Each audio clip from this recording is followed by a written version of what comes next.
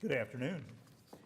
It is 2 o'clock, and I'd like to call to order the September 26th meeting of the Oklahoma City Water Utilities Trust. Next item on the agenda is approval of the minutes of the September 12th meeting. They're in your packet. Do the trustees have any comments or questions regarding the minutes?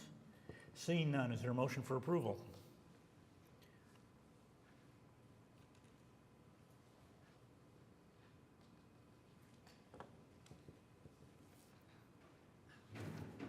Oh, don't mind me. Wrong screen. Thank you. Next, and it passes. Next up is the consent docket. There are 6 items on the consent docket, which is actually very short today, but if you remember 2 weeks ago, it was really long. So we've got a contract award, we've got a demolition of a building, a renewal of professional services agreement, a couple of pricing agreements, and a amendment and change order. Are there any questions or any items that the trustees would like to pull off of the consent docket? Seeing none, is there a motion to approve the consent docket? We have a motion and a second. Please vote. And it passes. Item 4 is the concurrence docket. These are 5 items that were on the McGee Creek meeting that we attended, or Mr. Stonecipher and I and Mr. Browning attended. Some staff people attended a week and a half ago. And I'm just going to go over them because it's fairly important what we're doing down in McGee Creek. We're rejecting bids regarding cathodic protection because the bids didn't come in very well. We have a change order regarding facility road improvements. We have awarding a contract for work that needs to be done on regarding the regulating tank improvements. It was recommended that we do by the Bureau of Reclamation. We have a funding agreement to fund the United States Geological Survey, which is an annual thing that we do. And then we did a resolution modifying the pay plan at McGee Creek. So those are the 5 items for the McGee Creek Authority. Are there any questions or discussion on any of the 5 items? Seeing none, is there a motion for approval?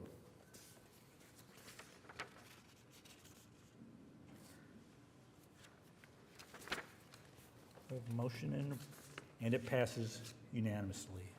There are no emergency contracts today. Items for individual consideration. Mr. Browning. Thank you, Mr. Chairman. We have one item, a resolution to enable the trust to go forward to apply for an ARPA grant. That was earmarked by Representative Miller for improvements at the Deer Creek wastewater treatment facility, and I'm going to ask Will Huggins to come up and talk with you about those improvements. Right. So we brought the short-term improvement plan for all the plants, I think towards the end of last year, and brought the 30% engineering report for the biosolids and odor control for the short-term phase 1 at Deer Creek last month. So the primary components of this phase 1 is going to be a mix of biosolids improvements and odor control. Partly with this additional funding, we're able to bring in some biosolids improvements. So we're going to be replacing the existing belt filter presses at Deer Creek, which process the solids that come out of the treatment process. We're going to be replacing the existing lime system, which is used as part of that biosolids process.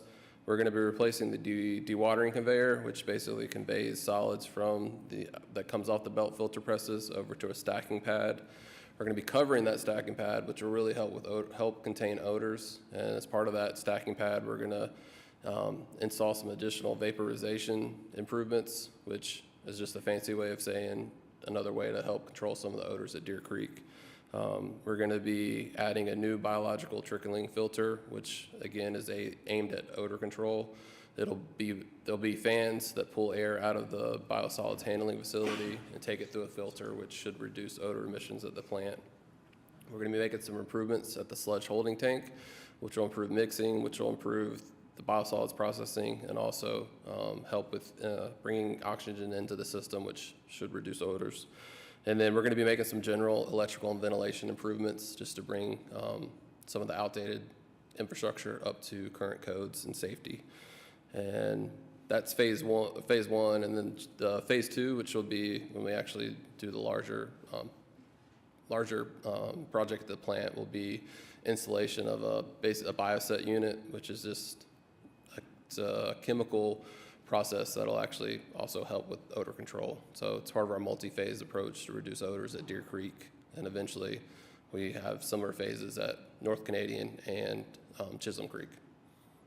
And tell us what the time frame is for both phases 1 and 2. So for first phase, we are actually about to kick off detailed design in 2 weeks for 60%. So our goal would be around this time next year to be wrapping up final design, taking it out to bid.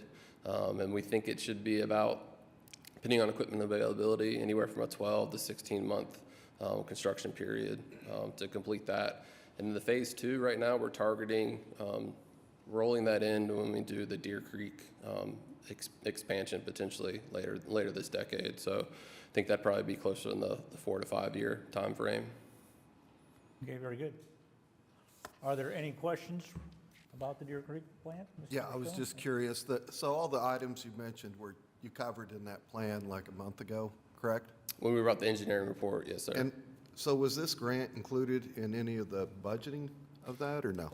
We had Mr. Browning had indicated there was the potential to receive some of this money, and so we worked with a consultant during 30% to identify components that in the CIP that could be brought in if we did get the funding. So the funding is going directly to the odor control items that we had in the existing scope, and then we were able to bring in some additional biosolids process improvements that we had identified in the CIP, but we're going to be delayed unless we got additional funding such as this grant. Great, thank you. And I guess, Chris, just to be clear, Representative Miller, Nicole Miller, we met with some concerned citizens about this, and then she went out and helped work on the application process.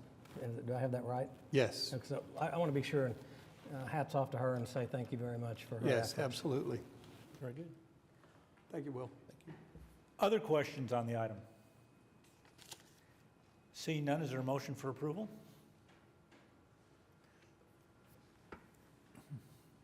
We have a motion and a second. And it passes unanimously. Items from trustees, anything this afternoon? We're all worn out from the morning? I'd just say this meeting was shorter than my last one. Yeah, they generally are. General manager reports. Mr. Browning? Thank you, Mr. Chairman. Just give you a status update on the lakes. Hefner's about 2 feet below. Draper's a little over 5 feet below. Canton is about 1.2 feet above full pool. Atoka is about 2.2 below, and McGee Creek about 1.3 below. So if you look at this time last year, Hefner was significantly lower. Draper was about 5 feet lower than it is right now. So we're in much better shape this year than we were last year. In addition, we had to pull water from Canton twice last year. So they have fully recovered and doing well. So we're much better shape this year than last year. Yeah, considering the heat we had for late summer, that's amazing that the lakes are in that kind of shape. That's excellent news. And that's all I have, Mr. Chairman. All right, any questions for Mr. Browning? Citizens to be heard. We have Barbara Rupert. Please approach the microphone and please limit your comments to 3 minutes if you would, please. Okay. Thank you for hearing me. My name is Barbara Rupert, and I live at 3917 Northwest 70th Street, which actually borders on the Lake Hefner Reservation south of the lake. And it has come to my attention that there's a sewage line, a sanitary sewer line that's going to be put through this area between the South Lake Hefner Road and Northwest 70th Street. And I just want to get it on your radar. I have no idea where this stands with the project, but I want it to be on your radar that this is a monarch roosting area.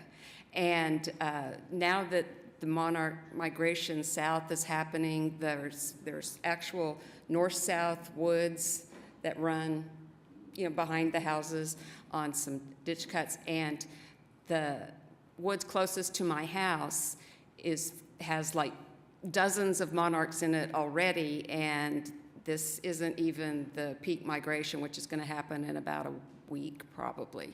So over the years, I've lived there for 25 years now, so eventually I started noticing them, and then one day I followed one, and that's how I discovered the roost. And I've actually been doing counts now for about 5 or 6 years. And so like I say, I don't know where it stands in terms of the plan, but I think this needs to be on your radar as an ecologically sensitive area that I actually got into the maps, and so I know where the line is for the open area, which is closer to the pond. This is Brush Creek on the south side of Lake Hefner. But then there's also something described as open area. And I just discovered you guys are having a meeting today when I was like reading up on all this. So in large part, I'm hoping at a minimum that, it's like it breaks my heart, but I hope at a minimum that there can be some kind of restoration, proper restoration here. Because by taking care of the monarchs and things like that, you are avoiding having them made into endangered species, which is going to put all sorts of restrictions on things that you would ever want to do. And also, we are under the Monarch Highway. This ought to be, I'm just going to put a general plug in, is that Oklahoma City ought to make a bigger deal out of this, because it's magnificent. They have, I go down to the regatta, my husband rows, and it's typically about that weekend, and you can just see him going overhead, while between loading and, sending the boats out. So, like I say, it's on your radar, and I would be happy to talk, greater detail to a property specialist or somebody. We appreciate you bringing that to our attention. Are you familiar, is the sanitary sewer line imminent? Yes, we have a series of lift stations that have reached the end of their service life. And the lift stations were built back when we didn't have a lot of gravity sewer in the area, so they were necessary then. Now, they're no longer viable, and it's not a good idea to put them back. They're mechanical, and if we were to have an overflow, it's right there at the lake. It's a water supply lake, so we need to eliminate them. But we will be mindful of your comments during the construction process. The easement will be about 20, 25 feet wide at the most, but the construction area will be a little wider than that, and we'll work on some restoration in that area as well. I've started paying attention to things, and I see how many trucks park. There's, just to put in a sidewalk, the one between May Avenue towards Lake Hefner Parkway on, I guess at this stage it's Grand Boulevard, and they're just getting the people in there the people who do the work. Even that will trump things down, and is there somebody that I can talk to specifically about this? Let's do this. After we get off of TV, why don't you and I meet? I'll get your phone number. I'll give you some information. Okay, so we can have a that'd phone be number great. in case we need it. I really appreciate that. Thank you no so problem. much. Thank you for hearing me. Thank you for coming down. Since there's no other business to come before the trust, we are adjourned.